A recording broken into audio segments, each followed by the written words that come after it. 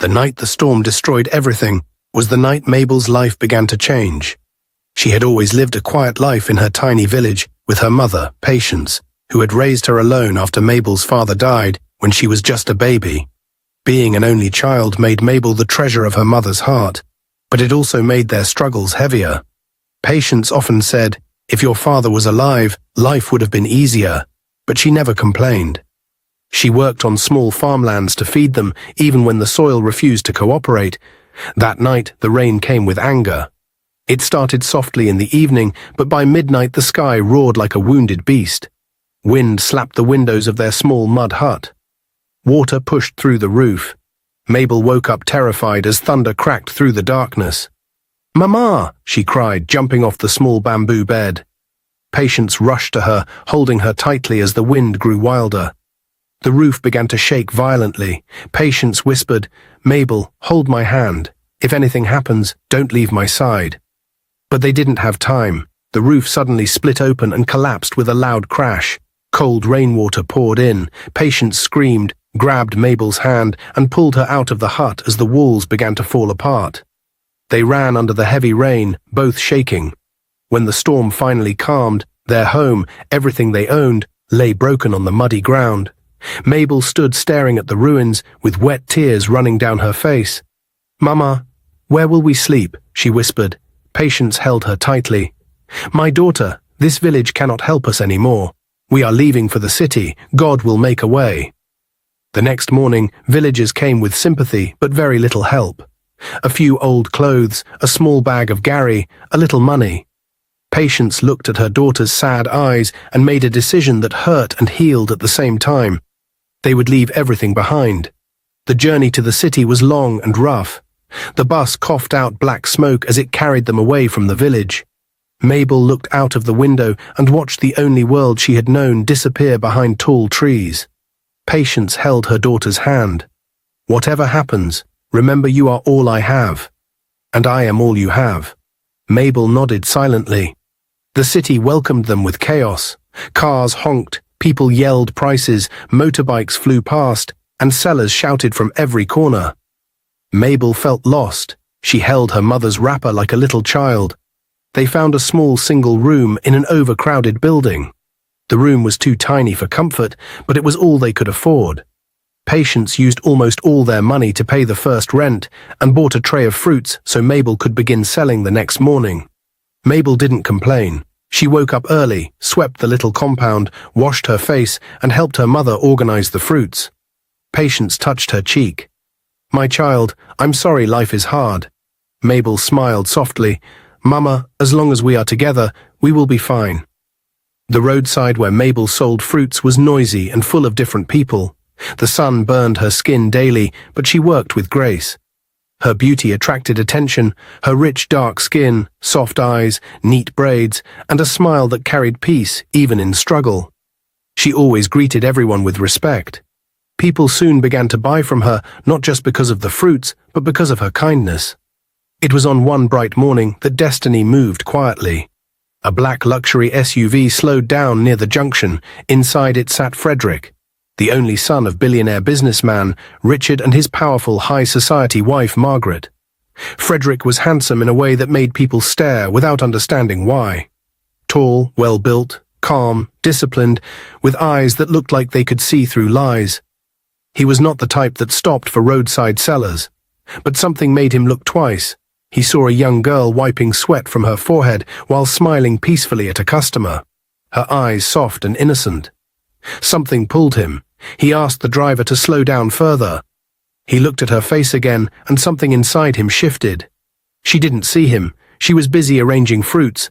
But he saw something rare in her, something untouched by the city, something pure. The next morning, he looked for her again, and she was there. The following day, there again. And the next, still there. He found himself waking up earlier just so he could pass her junction slowly. His heart always responded to her smile, even when it wasn't directed at him. But their real meeting happened in a moment of humiliation. A rude customer argued over the price of oranges and called Mabel a village rat. He slapped her tray, scattering the fruits all over the dusty road. People around turned to watch, but no one helped. Mabel knelt down, trying not to cry, picking the fruits one by one. Then a shadow fell beside her, a hand strong, clean, gentle, picked up a fruit next to her. She looked up. It was him, Frederick. He knelt beside her, picking fruits quietly, ignoring the shocked faces around them. Mabel's heart pounded. No rich man had ever humbled himself like that. "Sir, you don't have to," she whispered. He smiled softly. "I want to help." The rude customer recognized Frederick and ran away in shame. But Frederick didn't even look at him. When they finished picking the fruits, he stood and helped her arrange them back on the tray. "My name is Frederick," he said. "What's yours?" "Mabel," she answered shyly. That was the beginning. From that day, he greeted her every morning. Some days he bought her fruits and told her to close early. Some days he stopped just to ask how her mother was. Mabel always blushed quietly. Patience watched with both hope and fear. She knew destiny was moving, but destiny sometimes came with pain. Meanwhile, Frederick's mother, Margaret, began to notice changes in her son. He left the house earlier, returned calmer, smiled more often.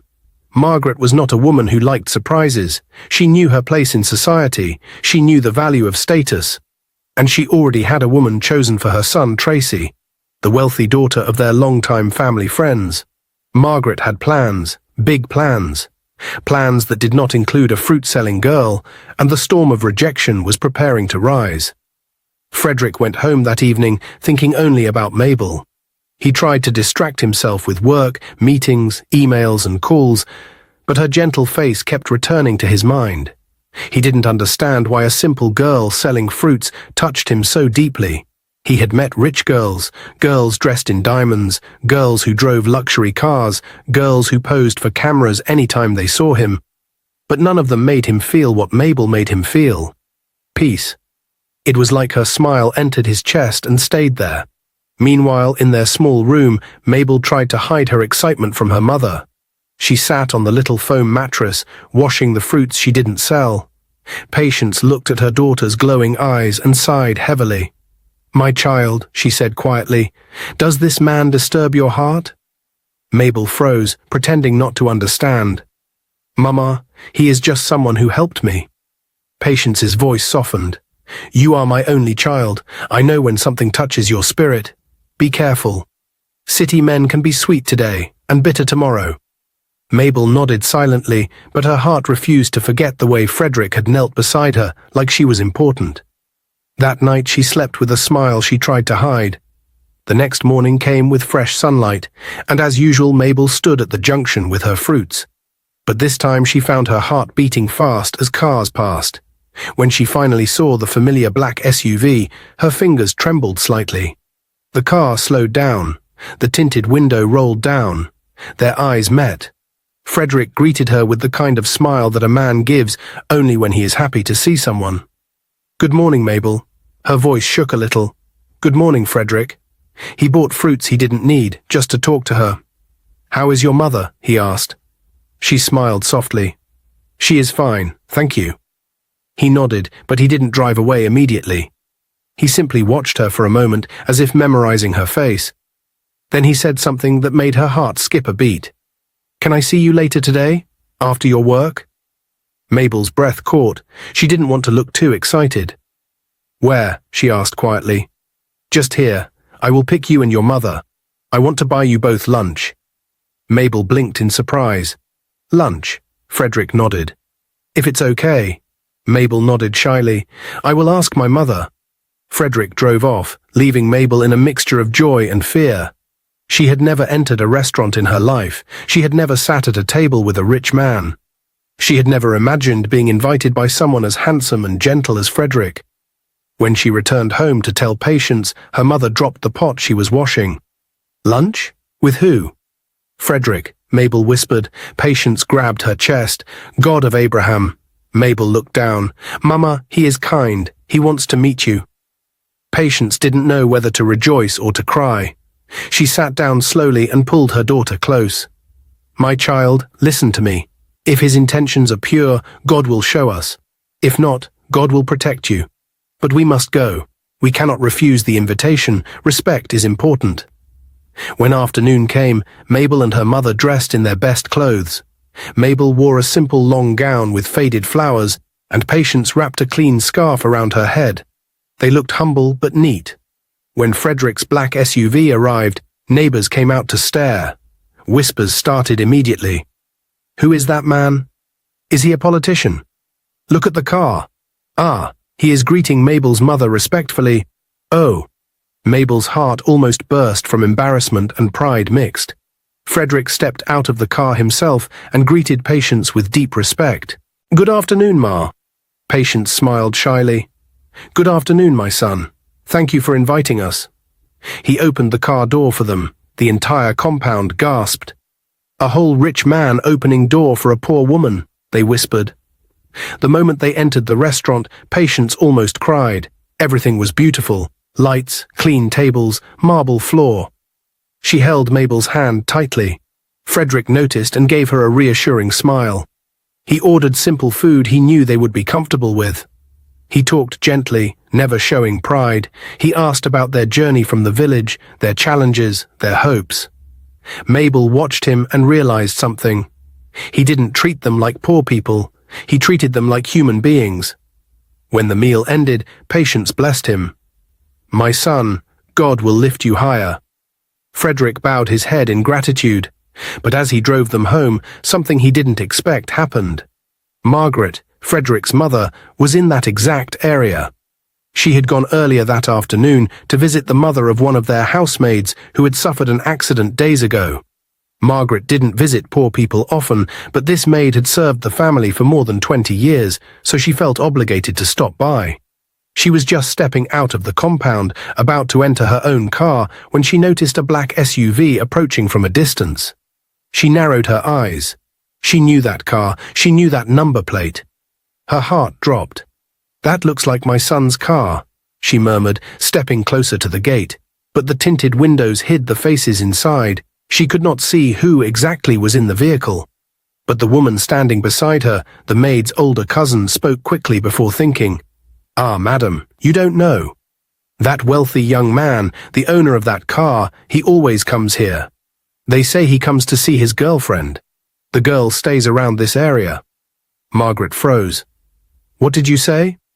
The woman smiled proudly, unaware of the fire she had just lit. Yes now, madam, he is always coming here. The girl is from the village. Very beautiful, respectful, but they are poor. Margaret blinked rapidly. My son, she whispered. With a girl here? But the car had already driven past. That evening, the mansion was silent when Frederick walked in, unaware of the fire waiting for him. But he saw her immediately, his mother, standing in the middle of the living room like a lioness ready to attack. Frederick, Margaret said sharply, come, here. Frederick inhaled slowly. Good evening, mother. Don't good evening me, she snapped. Who were those people in your car today? Frederick remained calm, silent. Margaret stepped closer. Her voice rose.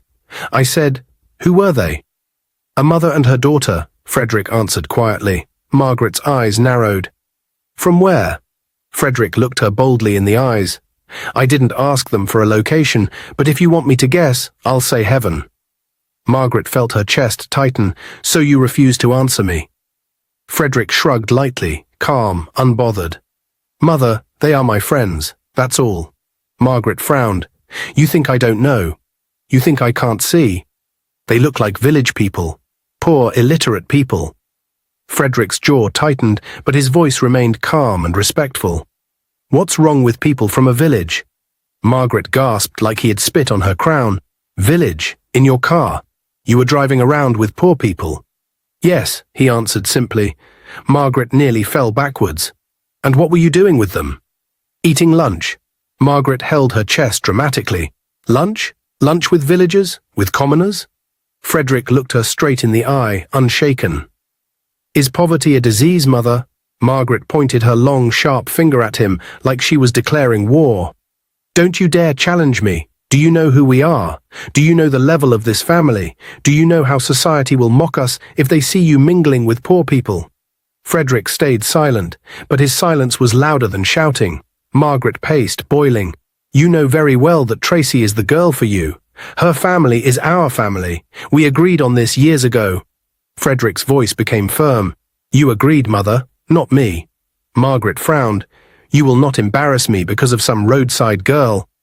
Her name is Mabel, Frederick said quietly, and you will show her respect. Margaret's eyes widened in horror. She already has a name, she gasped, and you are already defending her. Frederick didn't answer. He simply walked past her, climbed the stairs slowly, and disappeared into his room, leaving behind a silence that burned hotter than fire. Margaret stood trembling with anger. Her fingers shook. Her pride roared inside her like a storm. She whispered through clenched teeth, "Over my dead body." That night, Margaret couldn't sleep. She walked around her room like a wounded lioness, breathing heavily, replaying every word her son said. Her plans were shaking. Her power felt threatened. A stranger had entered her son's heart, and that stranger was poor. Meanwhile, Tracy had been restless for days. She noticed the change. She felt the shift. Frederick was no longer calling as often. He was no longer picking her calls quickly. He no longer asked how her day was. He no longer visited her family house. And worst of all, he no longer mentioned the one topic that used to excite her. The wedding his mother had been planning since they were children. Tracy was a beautiful woman, elegant, tall, wealthy, polished. She had been raised to believe that Frederick would one day be her husband. It was the plan. It was the agreement. It was the future she had built in her mind and in her diary. But now everything felt different. Everything felt wrong. So one afternoon she walked into his office without calling. Frederick looked up surprised. "Tracy?" She frowned. "We need to talk." Frederick leaned back slowly. "All right. What's wrong?" Tracy's eyes softened for a moment, then turned sharp. You're what's wrong. You are distant. You don't call. You don't check on me. You don't ask me to come over. You don't—" He raised a hand gently. "Tracy, calm down. I've been busy with work." She laughed bitterly. "Busy? Too busy for me? Too busy to check on the woman you're supposed to marry this year?" Frederick sighed quietly. "I didn't say we were getting married this year." Tracy's mouth dropped open. "Your mother said we were. My mother said we were. Both families agreed." Frederick's voice remained calm. "Tracy, two families agreeing on something doesn't mean I agreed." Tracy felt the ground shift under her feet. "What are you saying?" "I'm saying you should relax. Things are not as simple as you think." She stepped closer. "Frederick, I don't understand you anymore. You used to tell me everything. You used to talk to me about your dreams, your plans, our future. Now you're cold. You're distant. You're hiding something. What is going on?" He sighed. "Nothing is going on." "Then why are you acting like this?" He looked at her gently. "Because my life is changing. I'm changing. I'm growing." Tracy blinked rapidly. "Growing away from me." Frederick didn't answer, and that silence was more painful than any words. Tracy swallowed hard. "Tell me, is there another girl?" Frederick looked away briefly. "Tracy." "Answer me," she shouted. He finally looked into her eyes. "No, there is no relationship, no promises, no plans, nothing." Tracy studied his face deeply. She could tell he wasn't lying, but she also saw something else, something that scared her. He cared about someone. Maybe he didn't realize it yet. Maybe he wasn't ready to admit it. But a woman can feel when another woman's shadow enters the room. Tracy stepped back slowly. "Frederick, do you still want to marry me?" The room became silent. Too silent. Frederick inhaled deeply. "I think we should slow down." Tracy froze. Her heart sank. Her dreams cracked. Her pride collapsed. Slow down? After all these years? After all the planning? After everything our families agreed on? Frederick nodded softly. "Yes, we should slow down." Tracy felt her knees weaken. "Is it because of your mother, or because of some girl?" He frowned. "It's because of me." Tracy stared at him, tears burning her eyes. "Frederick, I love you." He sighed. "I know. And you don't love me?" He closed his eyes gently. "Tracy, love is not something you force. It's something that happens." Tracy cried more loudly. "I can feel you slipping away. I can feel you leaving me." Frederick turned slowly. I'm not leaving. I'm just trying to understand myself. Tracy wiped her tears quickly. What about the wedding? Frederick answered quietly, Not now. And those two words crashed her entire world. Tracy walked out of the office, her heels clicking sharply against the floor, each step filled with anger, pain, and jealousy. As she left, she whispered to herself, No girl will take what belongs to me. She didn't know who the girl was yet, but she would soon find out. Instead of going home, Tracy drove straight to Margaret's mansion. Her heels clicked angrily on the floor as she marched inside without knocking. Auntie Margaret, she shouted. Margaret rushed downstairs, startled. Tracy, what is it? Why are you shouting? Tracy's voice broke instantly as tears rolled down her cheeks. Auntie, your son embarrassed me. He has been ignoring me, avoiding me, and today he spoke to me like I am nothing. Margaret's eyes tightened. Sit down and talk to me. What did he say? Tracy collapsed into the sofa dramatically, sobbing loudly. Auntie, he no longer talks about our wedding. He no longer calls me. He no longer visits. Today he told me he never even promised marriage. He said it was our parents who talked, not him. Margaret's breath stopped for a second. He said that to you? Tracy nodded painfully. Auntie, something is wrong. Something is pulling him away from me. He is cold, distant. He is changing. I can feel it. Margaret folded her arms slowly. Tracy, listen carefully. Tracy wiped her tears, waiting. Margaret leaned forward, lowered her voice, and said the words that froze Tracy's heart. There is a girl. Tracy's eyes widened immediately. A girl? What girl? Margaret took a deep breath as if swallowing anger. I wasn't sure at first, but now I am.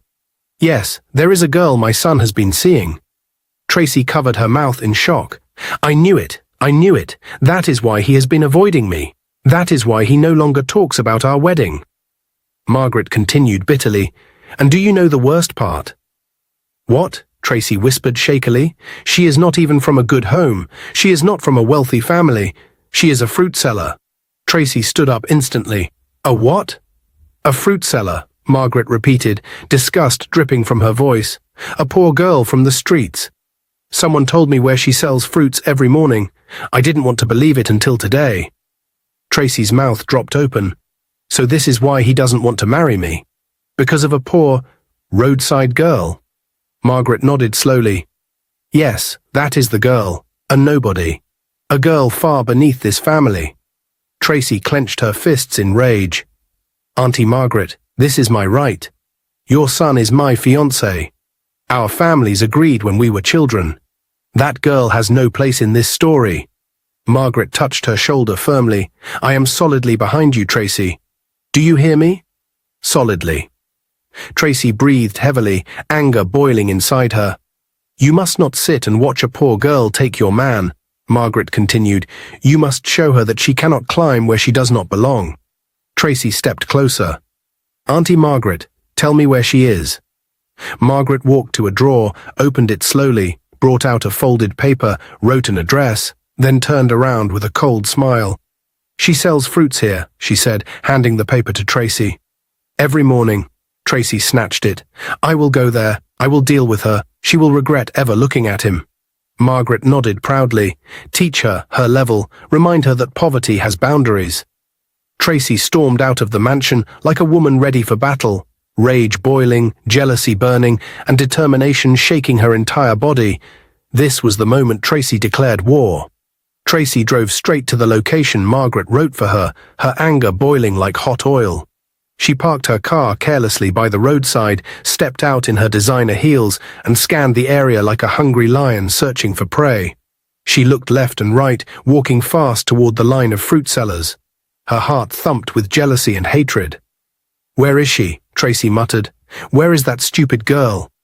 She reached the exact spot Margaret described, but Mabel was not there. The table was empty. The shade where she usually stood was vacant. Tracy looked around in confusion and fury. Where is the girl that sells fruits here? She shouted at a nearby woman. The woman looked at her from head to toe and replied calmly, They didn't open today. Tracy blinked. They? Yes, the woman said, the girl and her mother. They didn't come out today. Maybe they traveled. Maybe they are sick. I don't know. Tracy clenched her fists, breathing heavily. She is running from me, she hissed. Let her run. I will get her one day. She can hide today. She won't hide forever. She looked around again, her eyes burning with anger. She kicked a small stone on the ground and stormed back to her car. Running village girl, she muttered. I will catch you one day. Keep hiding. She entered her car, slammed the door loudly, and sped off, her anger filling the air like smoke. But Mabel had no idea someone had come looking for her. She had no idea another woman was already fighting for a man she hadn't even accepted yet. She had stayed home that day because her mother wasn't feeling too well, and she chose to take care of her. Faith protected her without her knowing. 2 days later, Frederick took Mabel and her mother to an expensive restaurant. Everything looked shiny and rich. When the food arrived, patients shouted loudly, "Look at food! My God! I have never seen this type of food in my life. My son, thank you. You tried for us." Frederick smiled gently. "It's nothing, Mama." Mabel felt embarrassed. "Mother, please calm down," she whispered. But Patience continued smiling like a child who saw heaven. Let me just enjoy this small blessing today." After a few minutes, Mabel stood up quietly. "I want to use the bathroom." Frederick immediately said, "Let me follow you." She shook her head quickly. "No, I'll go alone, please." He nodded slowly. Mabel walked to the bathroom. When she was done, she washed her hands and turned to leave. Suddenly the door opened. An unknown man in a mask and hoodie entered. Mabel froze. The man stepped close and whispered, "Stay away from people's husbands, or you will disappear forever. You and your mother." Mabel's heart dropped. "What? Who are you? What are you talking about?" The man's voice became colder. "This is your last warning. Go and ask your boyfriend. He will explain everything to you. You dirty village girl." Before she could scream, he slipped out quickly. Mabel stood shaking. Her hands were cold. Her legs felt weak. She rushed out of the bathroom and almost bumped into a waiter. She didn't stop. She went straight to Frederick. "Frederick, we need to leave." Her voice trembling. Frederick's eyes widened. "Why? What happened?" "I will explain outside," she said quickly. Patience complained loudly. "But we just came. I have not finished this delicious food. My son, at least let me finish the meat." "Mama, please," Mabel begged. "We need to go now." Frederick stood up immediately. His heart raced. Frederick held her hands immediately. "Mabel, talk to me. What happened?" Mabel was shaking, her eyes full of fear. "Frederick, someone came to me in the bathroom, a man in a hoodie and mask. He threatened me. He said I should stay away from people's husbands, or I will disappear. He said even my mother will disappear too." Frederick's eyes widened with anger. "What? Someone threatened you?" Mabel nodded quickly. "He said I should go and ask my boyfriend what he has not told me." "Frederick, what is he talking about?" Patience looked confused. "My daughter, what is going on? Who wants to harm my child?" Mabel looked at Frederick again, tears gathering in her eyes. "Frederick, what is happening? What is he talking about? Please tell me." Frederick took a deep breath. His heart was beating fast. He knew this moment would come, but he never expected it this soon or this violently. He pulled her gently away from the dining hall so her mother wouldn't panic too much. Then he faced her. "Mabel, listen to me carefully. I need to tell you something important. I didn't want to hide anything from you. I was only waiting for the right time." Mabel swallowed hard. "What?" Frederick exhaled slowly. "I have a fiancé." Mabel's entire body froze. Frederick continued, "But listen, it is not what you think. It is an arranged marriage, a marriage I never agreed to." Mabel blinked fast, confused and hurt. "Arranged? How?" "Our parents made that agreement when we were children. I didn't even understand what marriage meant at that time.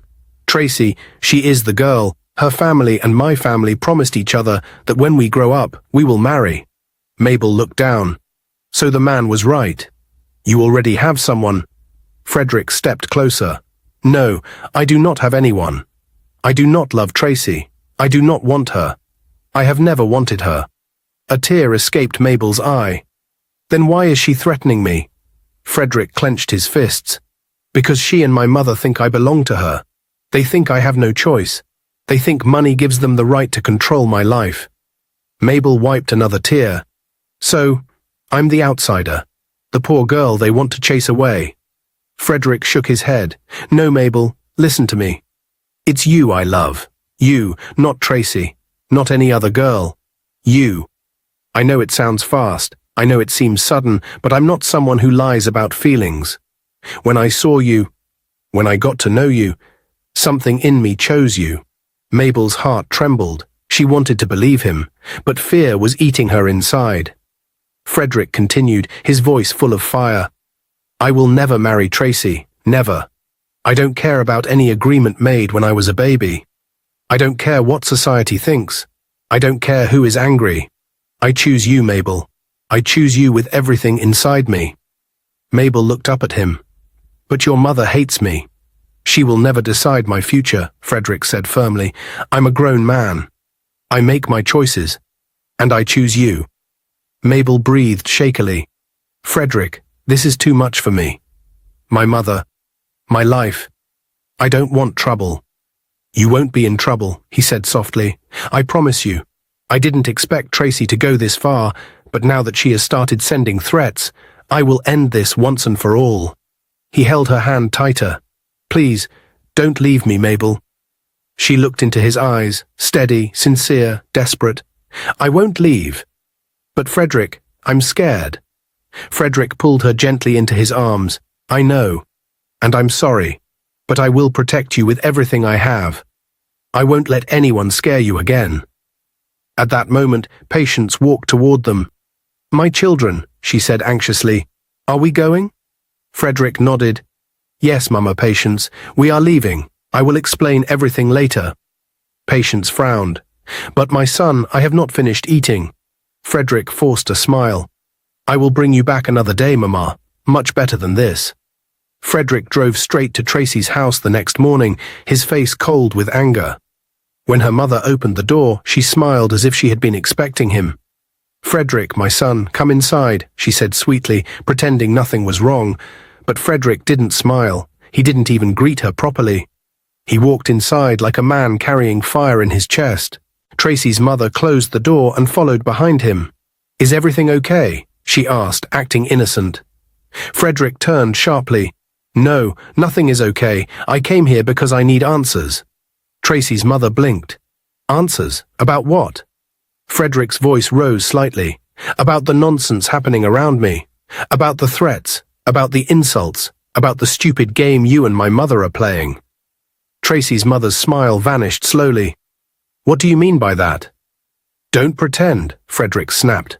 I know it's you and my mother that sent someone to threaten Mabel, and I will not tolerate it. His voice was calm but dangerously firm, the kind of calm that comes before a storm. Tracy's mother placed her hand on her chest dramatically. Me? Threaten someone? Frederick, I am a mother. I am only fighting for my daughter's destiny. Destiny? Frederick laughed bitterly. What destiny? You, Tracy's mother said boldly. You are her destiny. Your wedding was agreed long ago, since you were children. Frederick stepped forward, his eyes burning. Let me tell you something clearly. I was a child. I didn't know anything. I never agreed to marry Tracy. I never said yes. It was you people planning your own selfish dreams. Tracy's mother stiffened. Frederick, watch your mouth. That girl you are following is nothing. She is a poor village girl, an illiterate. Frederick raised his hand slightly, warning her. Enough. But she continued shouting, Tracy is your class. Tracy is your match. Tracy is your wife. Frederick's eyes darkened. No. Never. I will never marry Tracy. She is desperate. She is proud. She is rude. She is mannerless. And I cannot join myself with someone like her. Tracy's mother gasped loudly. Frederick, do you know what you're saying? I know exactly what I'm saying, he replied sharply. And if Tracy sent that man to threaten Mabel, let her know I will involve the police next time. Tracy's mother frowned. So you are choosing that fruit seller over my daughter? Frederick looked her boldly in the eyes. I am choosing peace over disaster. I am choosing respect over pride. I am choosing love over madness. Tracy's mother froze. Frederick moved toward the door. "Warn your daughter, warn yourself, and warn my mother too. If anything happens to Mabel or her mother, I swear, none of you will like what I will do." And with that, he turned around and walked out of the house without looking back, leaving Tracy's mother shaking, her mouth open, her pride shattered. Tracy's mother did not sleep that night. Early the next morning, she drove straight to Margaret's mansion without calling first. She marched into the compound and banged the door loudly. The housekeeper opened, shocked. "I want to see Margaret now," she said with authority. Margaret came downstairs with a frown. "What is this noise?" Tracy's mother walked directly to her. "Margaret, we need to talk." Margaret sighed heavily. "About what again?" "About your son and that village girl," Tracy's mother snapped. Margaret's eyes darkened immediately. "What happened now?" Tracy's mother folded her arms. "Your son has insulted my daughter. He told her he will never marry her. He said he never agreed to the wedding. He threw the arrangement in her face." Margaret's mouth tightened into a hard line. "He told you that?" "Yes," Tracy's mother shouted, "and it's because of that fruit girl, that village child, that nonsense you allowed to enter his life." Margaret frowned. "So it has gotten to this level." Tracy's mother paced the living room angrily. "My daughter is crying at home. Crying. After all the years of waiting, after everything we planned, and now a roadside fruit girl has taken her place." Margaret clenched her teeth. "Over my dead body. I warned Frederick. I warned him." Tracy's mother turned sharply. "Margaret, enough is enough. We must join hands. We must put a stop to this madness." Margaret stood, anger glowing in her eyes. "Yes, we will end it. That girl must disappear from his life." Tracy's mother nodded with satisfaction. "Good.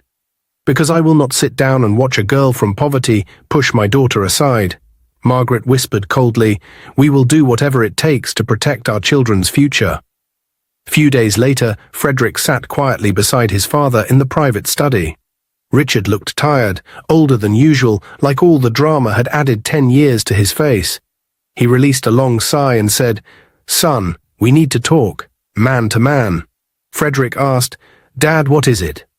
Richard looked him straight in the eye. "I see everything. I hear everything. I am tired. Your mother and Tracy's mother are pushing too far. I want the best for you, and I need you to know something. I never supported this arrangement from the beginning." Frederick exhaled deeply, relieved. "Dad, thank you. You are the only reasonable person in this whole matter since it started. How can they force that arrogant girl on me? Tracy has no manners, no respect, nothing." Richard nodded slowly. "Exactly. And a marriage without love is a prison. I won't let you suffer." Frederick leaned forward. "So what do we do? If we don't act fast, they will continue." Richard looked around the study as if confirming they were alone. Then he whispered, "Son, I have a plan." Frederick frowned. "What plan?" Richard cleared his throat. "You are going to pretend." "Pretend?" "Yes. Pretend you have a kidney problem." Frederick's eyes widened. "Dad, that's too much." Richard shook his head firmly. "No, it's the only way to expose real hearts. Whoever truly loves you will show it. Whoever doesn't will run away." Frederick hesitated. "Father," Richard placed a hand on his shoulder. "Do you trust me?" Frederick swallowed. "Yes, Dad, always." "Good," Richard said. "Then listen, this is the perfect test. Tracy only wants your wealth. Your mother wants status. But Mabel, that girl, she has a heart of gold. If she stays by your side during this fake illness, your mother will have no more argument. She will see with her own eyes that love is not bought." Frederick sighed. "Dad, this is dangerous. What if it goes wrong?" Richard shook his head. "It won't. I'll handle everything. The family doctor will play along. Just follow my lead." Frederick breathed out slowly. "All right. If this is what it takes to finish this drama once and for all, I agree." Richard smiled for the first time in many days. "Good son." Frederick stood and hugged him. "Thank you, Dad." "Now," Richard whispered, "get ready. We begin tomorrow." The test that would expose hearts had finally begun. Few hours after the plan started, Frederick was already lying on the hospital bed, looking weak just as his father planned. The doctor played along because Richard begged him, telling him it was the only way to expose the truth and end the suffering in his son's life. When Tracy was called, she came walking fast with her handbag swinging. The doctor met her at the entrance and explained the situation calmly. "Miss Tracy, Frederick's condition is serious. One of his kidneys is failing. He urgently needs someone close to him to step forward." Tracy opened her mouth in shock, but not because of love, because she felt embarrassed that such a thing was happening. She touched her chest lightly and said, "Oh my God, kidney. I'm coming, let me rush home and get something." Before the doctor could speak again, Tracy had already turned and rushed back out of the hospital. She didn't even go inside to see Frederick. She didn't touch him. She didn't ask if he ate. She didn't ask if he was scared. She didn't ask anything about saving him. She left, just like that. The doctor sighed deeply. He had already seen her true colors. 2 hours later, Mabel arrived. She didn't walk. She ran into the hospital like someone whose heart had been torn apart. Her eyes were red. Her hands were shaking. "Doctor, where is he? Please, where is Frederick? Tell me he is alive, please," she cried. The doctor took one look at her face and already knew she was different from Tracy. He guided her gently into his office and explained everything. "His kidney is failing. He needs someone who can donate, someone close." Mabel burst into tears immediately. "Doctor, please do something. I beg you, please don't let him die. He is my life. He is everything to me," she cried. The doctor waited for her to calm just a little, then he said, "We need a donor. Someone who is willing." Mabel didn't even wait for him to finish. She wiped her tears roughly and said with a trembling voice filled with love, "Doctor, please take mine. Take my kidney and give it to him. I don't care about the pain. I don't care about anything. Just save Frederick for me. Please save him." The doctor froze. He stared at her in shock because he had just heard Tracy's excuse hours ago. But here was a poor village girl, a girl who owned almost nothing in this world, and she was ready to give away a part of her body without thinking twice. Her hands were shaking, her tears dripping. "I will give him my kidney. Test me. Do whatever you need to do. I cannot lose him." The doctor nodded slowly, speechless. It was the clearest answer he had ever seen. The plan was working, more perfectly than Frederick's father ever imagined. But what touched the doctor the most was the purity in Mabel's heart. While Tracy ran away, Mabel ran forward. While Tracy thought of herself, Mabel thought of Frederick. While Tracy disappeared, Mabel was ready to sacrifice her life. And at that moment, the doctor knew exactly who truly loved Frederick. Tracy rushed home angrily, slamming the door as she entered the living room. Her mother was sitting on the sofa watching TV when she saw her daughter's angry face. "Tracy, what is it? Why are you breathing like someone chased you?" Tracy threw her handbag on the chair. "Mummy, Frederick is sick, very sick. They said something about kidney nonsense." Her mother frowned. "Kidney? What kidney? Who told you that?" "The doctor," Tracy snapped. "He was talking rubbish, saying Frederick needs someone to help him, someone to come forward, someone compatible, someone willing. Can you imagine? Me? Give my precious kidney to a boy? Never." Tracy's mother stood up immediately. "God forbid, over my dead body. Do they think because you people grew up together, your kidney belongs to him? Nonsense." Tracy folded her hands. "Exactly, Mummy. Which useless doctor will say nonsense like that? Me that has my life ahead, my fashion, my future? Is it kidney I will now remove because of man?" "Bah, never," her mother hissed loudly. "Let them go and meet that poor village girl his foolish mother told me about. Isn't she the one that collected him? Isn't she the reason he is misbehaving? Let her go and remove her kidney. After all, she doesn't have anything in life to lose." Tracy nodded like a child being praised. "Mummy, that's exactly what I thought. Let that there fruit seller go and do it. Me? Kidney? For who?" Tracy's mother scoffed. "My daughter, you have sense. Your value is too high. Kidney is not a biscuit. Tell them you are coming and never return there. When he gets better, he will learn to respect you." Tracy laughed coldly.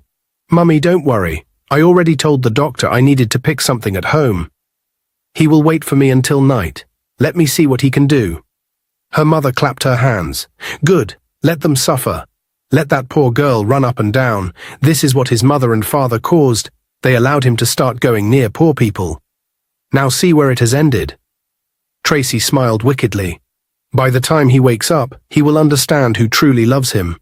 I will not remove any kidney for anybody. Her mother touched her cheek proudly. That's my daughter. Nobody in this house will remove kidney because of man. Let them look for who they will deceive. Tracy sat down and opened a drink as if nothing happened. Both of them relaxed, gossiping and insulting Mabel without knowing what was happening at the hospital. Without knowing that Mabel was already crying and begging the doctor to save Frederick. Without knowing that destiny was watching. Back at the hospital, the doctor gently told Mabel to come back the next day for all the tests they needed to run. Mabel shook her head immediately, saying she was not going anywhere. She begged the doctor, saying she wanted to see Frederick. She wanted to stay beside him. She didn't want to leave him alone. The doctor looked at her kindly and said, "Madam, you can't stay here tonight. Hospital rules. We will run the tests on you tomorrow morning before anything." Mabel sighed. "Doctor, please, can't we do it today? Please, I am ready now. I will do anything. Just let me save him." The doctor sighed and said, "No, madam, not today. You have to come back tomorrow. We must prepare first." Mabel wiped her tears quietly and said, "Okay. Okay, doctor. I will come back." Her voice was soft, cracked, and tired. She stood with a breaking heart. She turned and walked out of the hospital into the cold night. She had never felt pain like this in her life, but she was ready to give everything to save him, even her life. The next morning, Mabel arrived at the hospital very early, her heart beating fast. She had not slept all night. She kept praying for Frederick, begging God to keep him alive. She rushed to the doctor's office, ready for any test, ready to sacrifice anything. But when she stepped inside the private ward, she froze. Frederick was not on the hospital bed. He was kneeling, on one knee, holding a small silver ring in his hand. The doctor stood beside him, smiling gently, watching everything. Mabel was shocked and confused. "Frederick, what are you doing? Are you okay? Aren't you sick?" Frederick smiled softly, his eyes shining with love. "Mabel, my love, forgive me. I am not sick. It was a plan, a test to see who truly cared about me." Mabel's eyes widened, tears filled them instantly. "A test?" she whispered. "Frederick, why?" He took her hand gently. "Because the world tried to push someone else into my life. Because my mother and Tracy's mother want to force me to marry a girl I do not love. Because everyone thinks love is about wealth and status. But you, Mabel, you walked into that hospital ready to give me your life. You didn't even think twice." Mabel was speechless, tears falling fast. Frederick continued softly, still kneeling. "I saw everything. I heard everything. The doctor told me how you cried, how you begged him to save me, how you said you were ready to give your kidney, even though I never asked. Mabel, I have never seen love like yours." The doctor nodded with a smile. "She was willing to give everything, young man. This girl loves you deeply." Frederick held her hand tighter, his voice broke with emotion. "Mabel, when Tracy came, she ran out to go home. She didn't care. She didn't even stay 10 minutes. But you were ready to give your life. Mabel, you are the woman I want, not Tracy, not anyone my mother chooses. You, only you." Mabel's tears fell harder. She couldn't speak. She shook her head slowly, overwhelmed. Frederick smiled and lifted the ring. "So today, here, with the doctor as witness, I want to ask you the question I have carried in my heart from the first day I helped you pick fruits from the road." He looked straight into her eyes. "Mabel, will you marry me?" Mabel burst into tears, both hands covering her face. She tried to speak, but her voice cracked. "Frederick, I... He held her gently. "Don't cry, my love. Just tell me the truth. Will you allow me to love you forever?" Mabel finally nodded slowly, her whole body shaking. "Yes," she whispered. "Yes, I will marry you." Frederick closed his eyes in relief, slipped the ring on her finger, and pulled her into a tight embrace. The doctor clapped quietly in the background.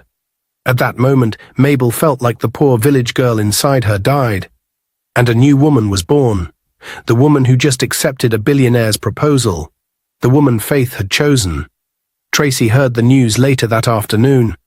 One of her friends called her screaming on the phone that Frederick was never sick, that it was all a test planned by his father, and that the same morning he proposed to that fruit girl in the hospital. Tracy threw her phone on the floor and shouted at her mother, saying, "It's all your fault. You pushed me. You forced me. You told me lies. Now look, I have lost him forever." Her mother tried to talk, but Tracy shouted louder, saying she has embarrassed her life and destroyed her future. She stormed out of the house angry and ashamed. Meanwhile, at the hospital, Margaret walked slowly to where Mabel was standing. For the first time, she looked humble. "Mabel, I am sorry. I insulted you. I judged you. I looked down on you. Please forgive me. I was wrong. You showed me that love is not about money." Mabel's eyes became watery, and she nodded gently. "I forgive you," she said softly. Frederick hugged his father tightly and said, "Dad, thank you. You are the only one that used wisdom. You helped me see the truth." His father smiled proudly and tapped his shoulder. "A good woman always shows herself. I saw Mabel's heart long ago." A few weeks later, Frederick and Mabel had a beautiful wedding filled with joy. Mabel walked down the aisle with a bright smile, finally stepping into the life destiny prepared for her. Frederick kissed Mabel gently and whispered, "Love won, Mabel. You won." And that was how a poor fruit girl married a billionaire, not by force, not by beauty, but by her pure heart.